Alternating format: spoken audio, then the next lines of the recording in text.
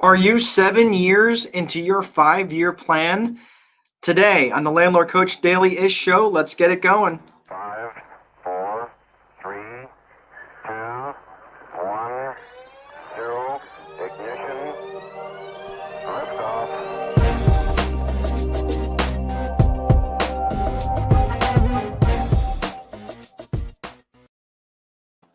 Hey, everybody. Welcome to the Landlord Coach Daily Ish Show. My name is Mark Dolfini, Landlord Coach and host of the Landlord Coach Daily Ish Show. It is really good to see you on Friday, heading into the weekend edition. We're the Friday prior to Christmas. How awesome is that?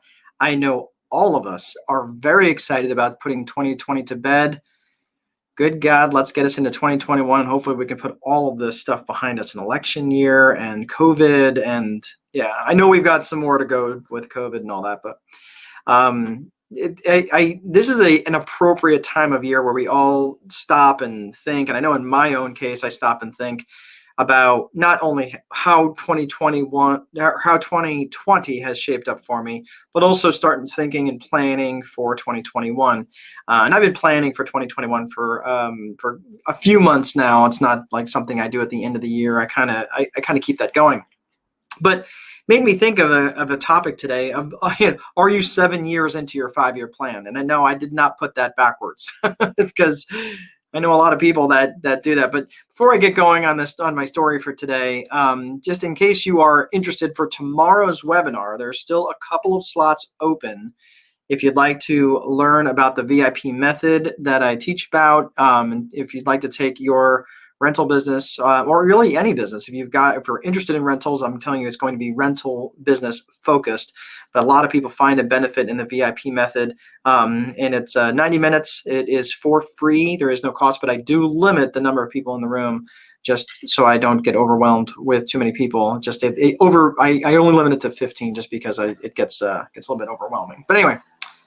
So let's go back into our topic here for today.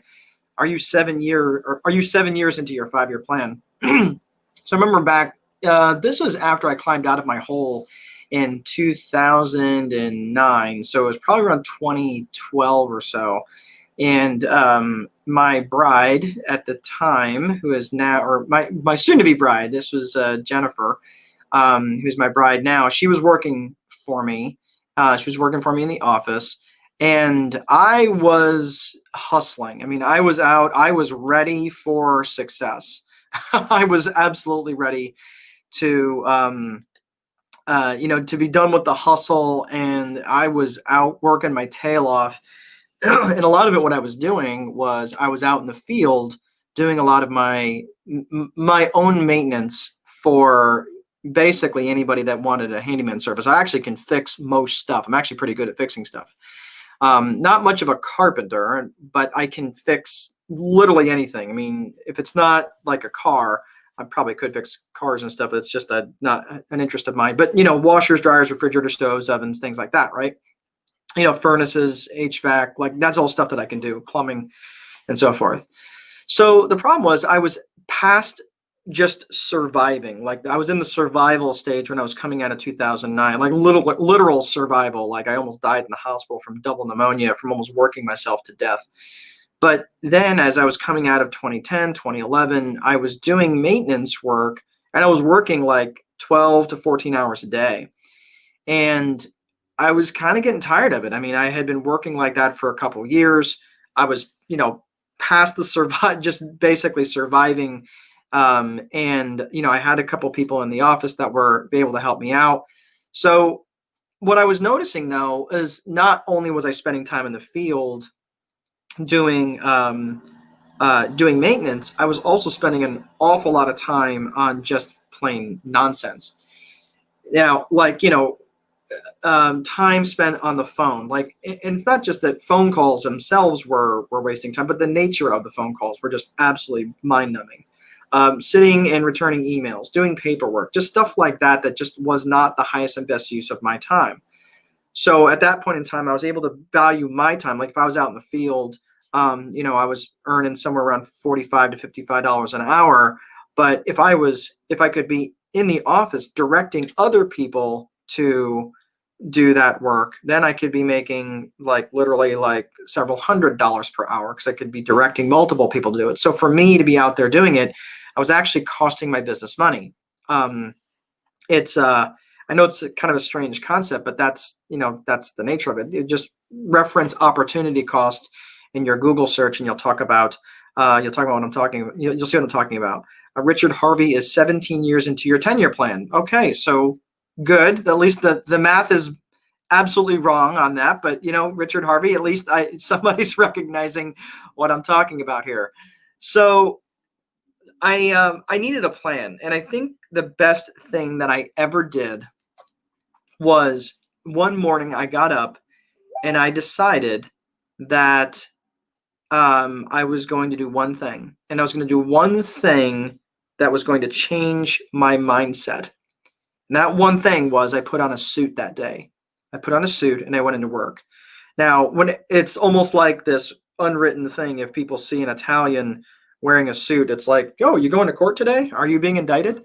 Um, so I was like, "Why is everybody making such a big deal because I'm wearing a suit?" But the reason I wore a suit was because I decided that by wearing a suit, it was a real pain in the neck for me to stop what I was doing. If a maintenance call came in, I couldn't just run off and do the maintenance call. I would have had to go home and change and everything else. So basically, I kind of put that barrier up for me to just make sure that I had to get good at dispatching others, at delegating that work to other people rather than me doing it.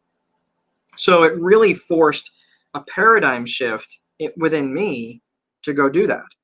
And it was not easy, especially when work wasn't getting done quickly or timely or anything else. And people were used to, calling and I would take care of stuff right away. And I had to be okay with the ball dropping a couple times and figuring out the right way to do it. And I did lose some customers over it. I'm positive of that.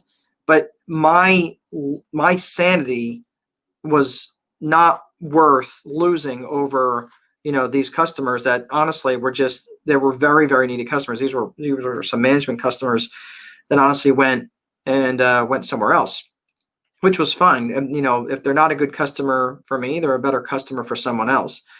So it is harder to unclog a toilet in a tuxedo. I don't want to know how you know that, Keith Anderson. So, but yes, that is absolutely true. So and I wasn't quite in a full tux, but I was wearing a suit, shirt, tie, and everything else. And there had been times where I actually was running a sewer auger wearing a suit because it needed to get done, and I was not above that sort of work. Certainly motivated my folks in the field who were worried about getting dirty, but that time in the field was absolutely, and that time away from the field was really important for me to learn a couple things. And what I had come to realize was where I'm at in life, and I believe this even to this, like where I'm at in life right now, but where I'm at in life is the cumulative effect of all the decisions that I've made up to this point. It's the sum total of all the decisions that I've made up to this point. So good decisions, bad decisions, whatever it is. And sometimes you make really bad decisions and it takes away. But I believe that success has a cumulative effect, a cumulative compounding effect. And I also believe that, failure has that same cumulative compounding effect too. And sometimes you need a little bump. Sometimes you need a little, you need a little help up to get to a certain place. And I've had plenty of mentors and other people helping me out.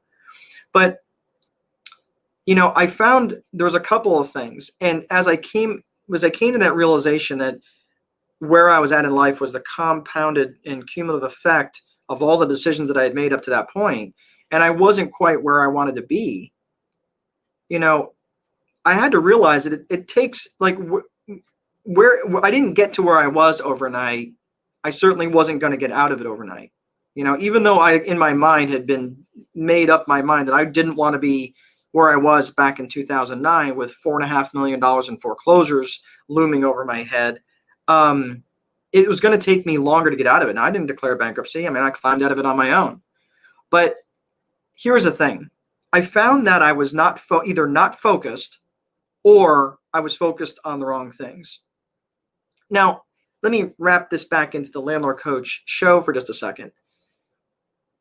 If you're a regular watcher of the show, and I know that I say that there's two of my fans out there, but I know Keith Anderson, out my old wrestling mate out in from high school days. I know we had a great conversation the other day, and it made me think about it because he's not a landlord, but he watches the show. But this is not a tips and tricks show on how to be a better landlord, although there are sometimes I talk about that. But realistically, you can go anywhere for that. There's no shortage of other websites and other places and other guys and gals who do great videos, who have great content on that stuff. I'm not going to try to recreate what's already been done, probably better and probably more well produced and probably by people far better looking than this mug, okay? My vision is a little different.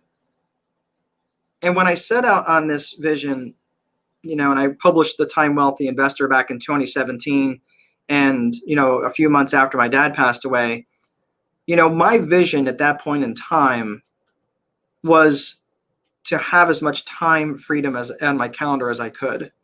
I enjoy work. I like work. This isn't about being lazy. This is just about doing the most focused things that I can to produce income so I don't have to spend all my time on income generation. But my vision is maybe to help prevent another generation of landlords to be focused not on life output, but on income generation. I would rather they be focused on life output than worried about squeezing another couple dollars out of their resident. Now, I'm not saying that you shouldn't employ good business practices. And certainly I'm able to do that just by the way that I run my properties. But, that's my vision. And if maybe I can change a couple people's minds in terms of focusing on life output, and maybe they can spend that extra time doing something that really matters to the world, then in my case, I think that I would be successful.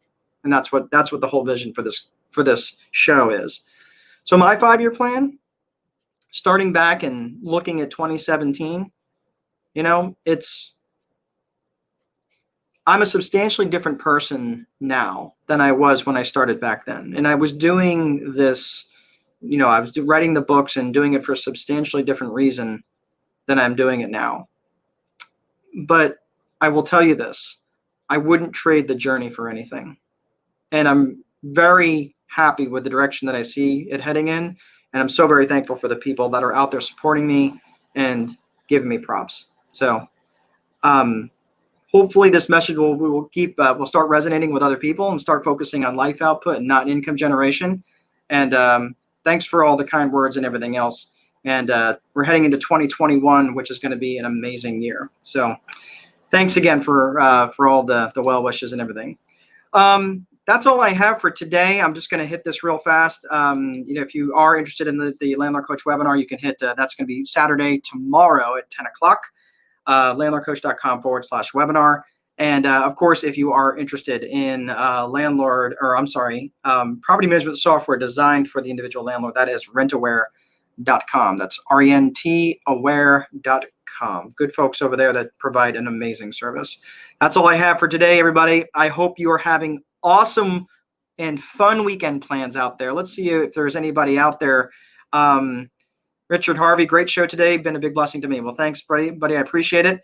And if you need help on that 10-year plan that's heading into 17 years, I'm happy to help you out any way that I can. But all right, so that's all I have. That's from Richard Harvey. All right, that's all I have for today, everybody. Please be sure to place a value on your free time, because if you don't, someone else will. But most important, there is no amount of money that will make time irrelevant. Have an awesome day. Have an awesome weekend. I'll see you next time.